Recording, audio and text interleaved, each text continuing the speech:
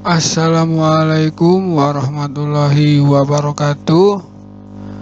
Di sini saya akan mempresentasikan materi otomata dan teori bahasa formal.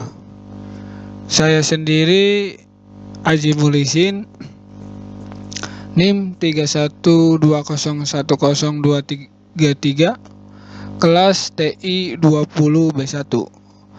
Mata kuliah Matematika Distrik, dosen pengampu Bapak Ari Yuneldi SPD MSI Universitas Pelita Bangsa. Langsung saja, yang pertama yaitu sejarah otomata dan teori bahasa.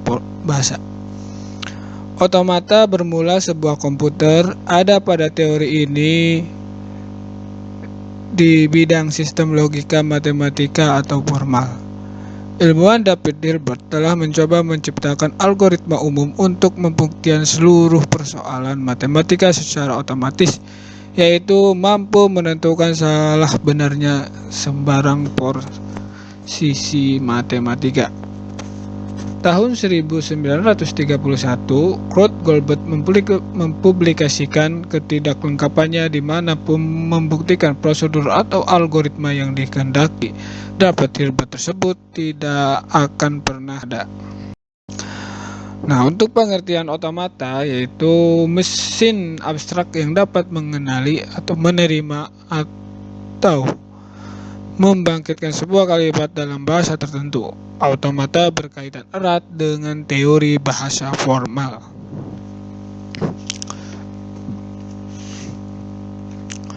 Selanjutnya, pengertian bahasa formal.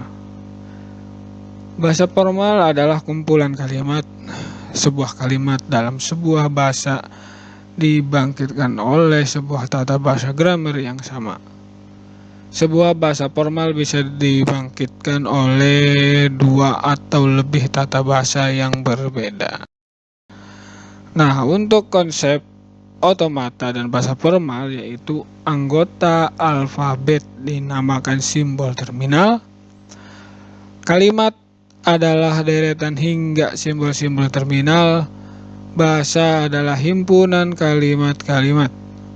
String adalah suatu deretan berhingga dari simbol-simbol. Contoh A, B, C adalah simbol dan A, B, C adalah simbol string. Simbol-simbol terminal seperti huruf kecil A, B, C. Simbol operator itu plus tanda bintang. Simbol tanda baca itu koma dan titik koma. String yang bercetak tebal, contohnya adalah if then else. Simbol-simbol nonverbal atau verbal seperti huruf besar A besar, B besar, C besar, dan huruf S sebagai simbol awal string yang tercetak miring. Huruf Yunani yang melambangkan string yang tersusun atas simbol-simbol terminal ataupun simbol-simbol non-terminal atau campuran keduanya. Stensial adalah string yang tersusun atas simbol-simbol terminal atau simbol-simbol non-terminal ataupun campuran keduanya. Derivisasi adalah proses pembentukan sebuah kalimat atau stensial. Untuk sifat-sifat otomata, yaitu kelakuan mesin bergantung pada rangkaian masukan yang diterima mesin tersebut. Setiap saat, mesin dapat berada pada suatu status tertentu dan dapat berpindah ke status baru karena adanya perubahan input. Rangkaian input atau street pada mesin otomata dapat dianggap sebagai bahasa yang harus dikenali oleh sebuah otomata. Setelah pembacaan input selesai, mesin otomata kemudian membuat suatu keputusan. Untuk jenis-jenis otomata, yaitu otomata berhingga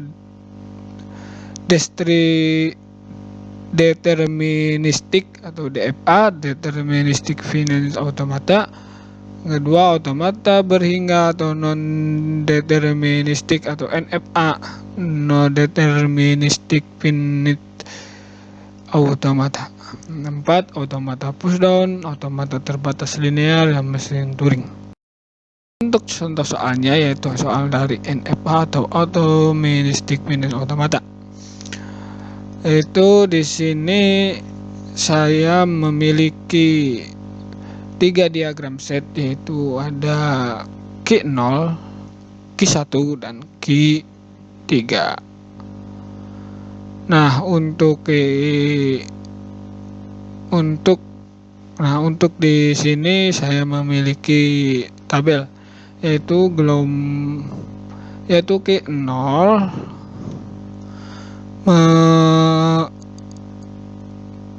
karena dia masuk ke baris sendiri atau lumbing ke sendiri, maka yang dihasilkan yaitu Q0 untuk kolom A. Nah, untuk kolom B-nya dari Q0 menuju Q1, maka yang dihasilkan Q1. Sedangkan untuk Q1 poin A, kolom A, maka yang dihasilkan yaitu Q0. Sedangkan Q1 untuk kolom B, maka yang dihasilkan Q2 karena dia menuju ke arah Q2.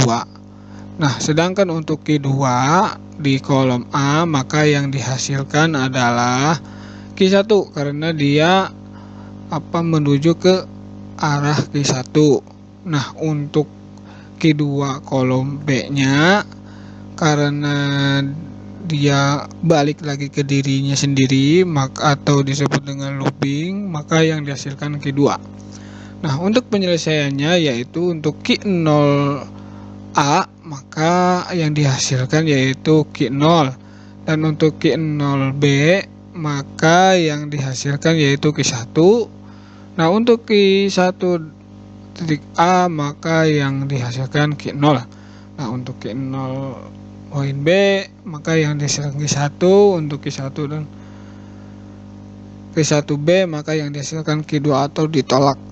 Maka hasil yang ditemukan adalah Q2 itu ditolak. Soal yang kedua atau DFA, Deterministic Finite Automata. Nah, di sini saya ada diagram transisi. Kita bisa menyimpulkan yaitu untuk Q atau himpunan, untuk sigma, untuk fungsi transisinya yaitu Q atau himpunan yaitu terdiri Q0, Q1 atau Q3. Maksudnya Q1, Q2 dan Q3. Untuk sigmanya yaitu A dan B, untuk startnya dari Q1, untuk F-nya dari Q3. Nah, untuk itunya, untuk penyelesaiannya yaitu dari Q1 poin A, yaitu yang dihasilkan yaitu Q2, dan yang kolom B yaitu isinya 0. Sedangkan yang Q2 yaitu ada 2 yang dihasilkan yaitu Q2 dan Q3. Nah, untuk B, maka yang dihasilkan yaitu Q1, dan untuk Q3, untuk kolom A yang dihasilkan itu kosong. Sedangkan yang di kolom B yang dihasilkan itu Q2. Sekian yang saya lebihnya mohon maaf. Wabillahi taufiq wal hidayah. Wassalamualaikum warahmatullahi wabarakatuh.